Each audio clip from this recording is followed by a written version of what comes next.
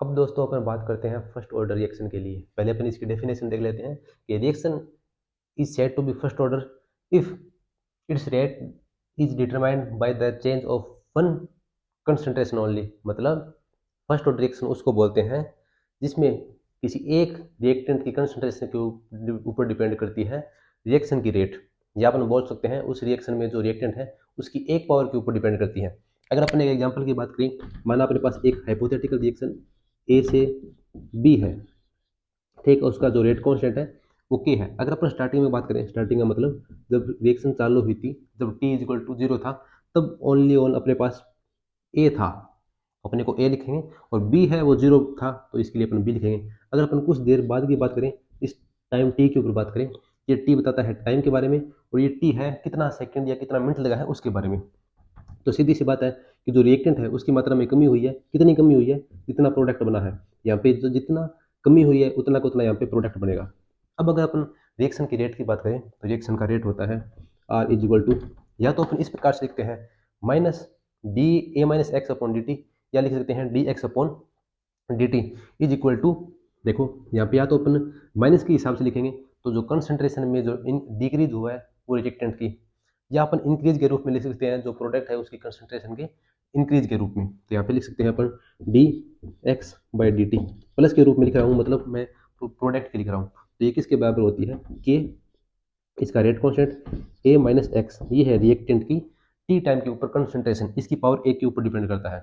अब अगर अपन इस रिएक्शन को आगे सॉल्व करेंगे तो कुछ इस प्रकार से लिखते हैं कि जो x वाला है उसको एक साइड में ले जाते हैं, और जो t वाला पार्ट है उसको एक साइड में ले जाते हैं। D X upon A minus x is equal to K D T. अब इसका अपन इंटीग्रेशन करते हैं, ठीक है, taking integration in both side, दोनों साइड होगा अभी। तो अगर अपन इसका इंटीग्रेशन करेंगे तो D x by A minus X, ठीक है, इज इक्वल टू के बाहर होगा, डी टी का इंटीग्रेशन करेंगे, ठीक है। D x by A minus x, अपने इस पूरे को एक्स मानेंगे तो वन अपॉन एक्स का होता है log एक्स, तो यहाँ पे आएगा माइनस, पहले अपन माइनस क्यों आएगा क्योंकि एक्स के आगे माइनस है, माइनस का आगे मल्टीप्लाई होगा, माइनस एक्स माइनस log, पूरे का एक्स माना, ये हो गया a minus x is equal to k का के अपनी जगह, और डी टी का इंटीग्रेशन होता है टी, ठीक है। प्लस में अपन सी लगाएंगे, कॉन्स्टेंट लगाएंगे, क्यों, क्योंकि यहाँ पे कोई लिमिट नहीं है। अगर लिमिट होती तब तो अपन कॉन्स्टेंट लगाने की जरूरत नहीं थी, उस लिमिट का मान रखते। जैसे अपने पीछे जीरो डायरेक्शन में किया था, अपने अपने पास ए की भी लिमिट थी और टी की भी लिमिट थी, यहाँ पे लिमिट नहीं है तो अपने को सी लिखना पड़ेगा। अब अगर अपन सी की वैल्यू की बात करें तो अपन स्टार्टिंग में बात करते हैं t is equal to zero time पे, t is equal to zero पे अपने पास क्या था, जो एक्स है वो जीरो था, या अपन बोल सकते हैं a minus x is equal to पूरा का पूरा ए था, उसमें एक्स था ही नहीं। तो यहाँ पे अब अगर अपन टी की वैल्यू जगह रखेंगे जीरो और एक्स की जगह रखेंगे जीरो, क्योंकि अब स्टार्टिंग में तो अपने पास प्रोडक्ट था ही नहीं टी टाइम जीरो के ऊपर, तो अपन लिखेंगे माइनस log ए माइनस जीरो, तो ए का ए लिख देता हूँ, is equal to K T plus सी, के टी की वैल्यू जीरो है तो पूरा लिखने की जरूरत नहीं, इज इक्वल टू सी। अब इस सी की वैल्यू को अपन वापस यहाँ पे रखना है, ये है माना इक्वेशन फर्स्ट और ये है इक्वेशन सेकंड। तो सेकंड का में जो सी की वैल्यू है वो फर्स्ट के अंदर रखेंगे तो कुछ इस प्रकार से आएगी minus log A minus x is equal to K T, और सी की जगह रहना है माइनस log ए, माइनस log ए।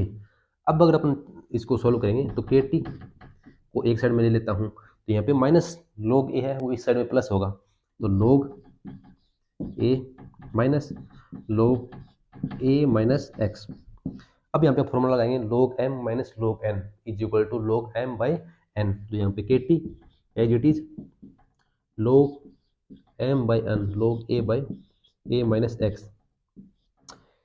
ए है टी स्टार्टिंग के अंदर जो रिएक्टेंट है उसकी कंसंट्रेशन, ए माइनस एक्स है जो टी टाइम के ऊपर कंसंट्रेशन, ठीक है। ये होगा अपने पास फाइनल फॉर्मूला, ठीक है। अगर यहाँ पे log की बात करें तो log बेस ई है इसका, अगर log बेस ई को अपन कन्वर्ट करें log 10 के अंदर तो मल्टीप्लाई करते हैं 2.303, तो इसी को लिख सकते हैं 2.303 log base 10 a by A minus X. ठीक है। अब अगर अपनी इसकी हाफ लाइफ की बात करें तो हाफ लाइफ पे क्या होता है कि टी होता है T half, T is equal to T half and the concentration होती है x is equal to A by two. मतलब जो प्रोडक्ट बना है वो आधा बना है किसका, स्टार्टिंग इनिशियल कंसंट्रेशन का। तो यहाँ पे जहाँ पे x है उसकी जगह लिखेंगे ए बाई टू और t है वहाँ पे लिखेंगे टी हाफ। तो यहाँ पे लिखेंगे अपन के टी हाफ, या अपन यहाँ पे भी लिख सकते हैं log 10 की जगह। तो log 2.303 log बेस है इसका 10, ए की जगह ए रखने देना है, एक्स की जगह ए बटे टू लिखना है। तो यहाँ ए माइनस ए बाई टू क्या होगा, ए बाई टू, इस ए से ए कैंसिल हो जाएगा, जो टू है वो चला जाएगा ऊपर। तो क्या मैं इस प्रकार से लिख सकता हूँ 2.303 लोग टू, क्यों, क्योंकि यहाँ पे ए है और यहाँ पे ए माइनस ए हाफ, तो यहाँ पे ए हाफ बचता, ये ए से ए कैंसिल हो जाता, 1/2 है वो ऊपर चला जाता log 2 के अंदर। अब अपन को पता है कि log 2 की वैल्यू होती है 0.3010। अब 0.3010 को अगर अपन गुणा गुणा करेंगे 2.303 से तो अपने पास वैल्यू आएगी 0.693। इसकी वैल्यू है के टी हाफ की। अगर टी हाफ निकालेंगे तो क्या होगा, यहाँ से के है ये उठ के इसके नीचे आ जाएगा और ये होगी टी हाफ और first order reaction, half life, half time होगा फर्स्ट ऑर्डर रिएक्शन का। अब अपने इसका ग्राफ देखते हैं। और अगर अपन बात करें इसकी इंटीग्रेटेड इक्वेशन की तो ये है इक्वेशन 3, ये है इसकी इंटीग्रेटेड रेट इक्वेशन।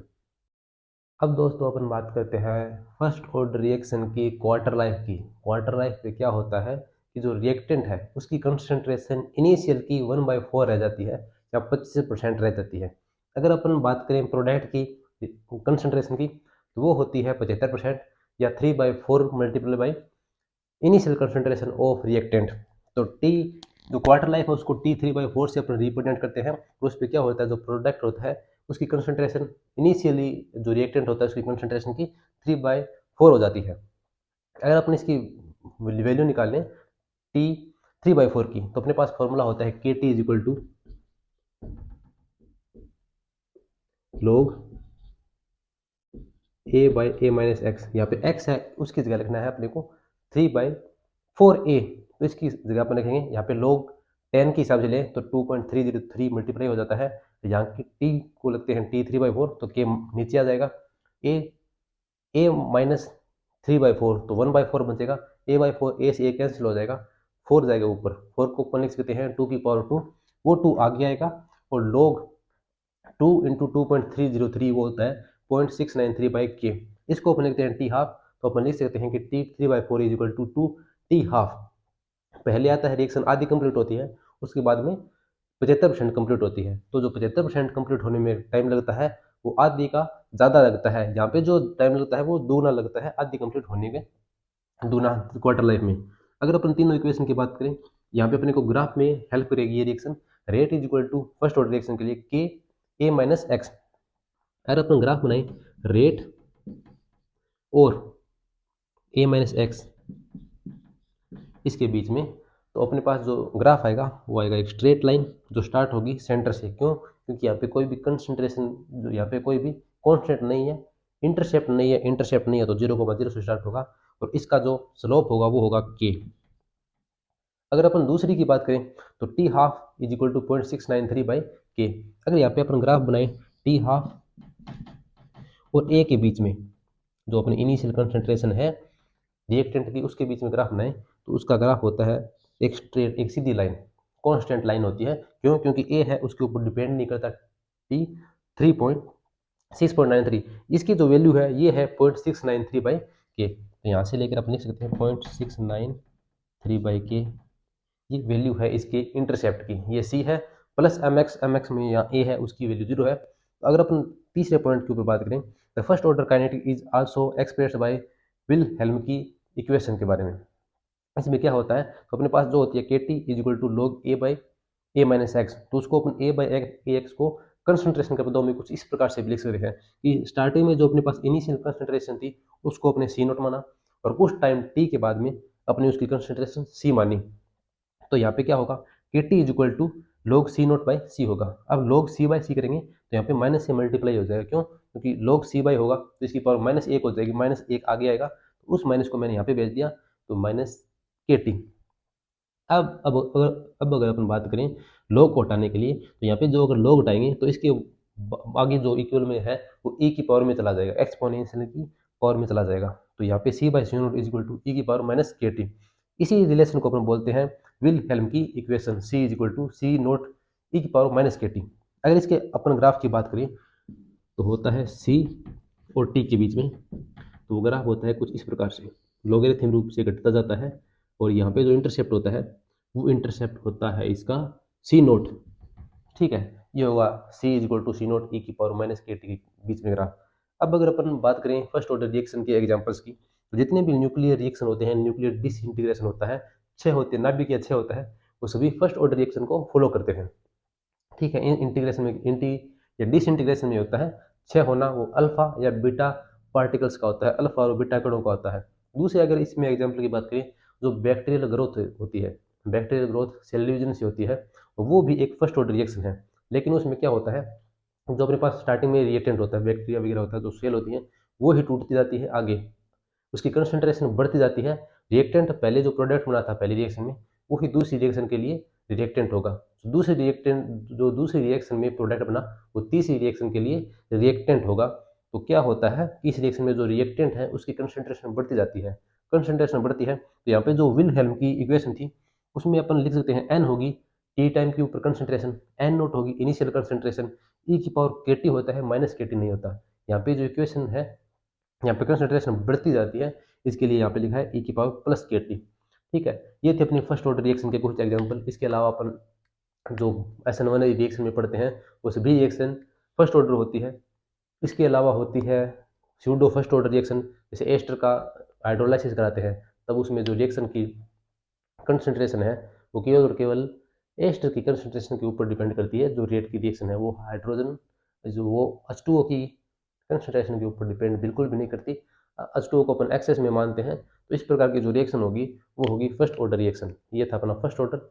अब और पढ़ेंगे second order, third order reaction.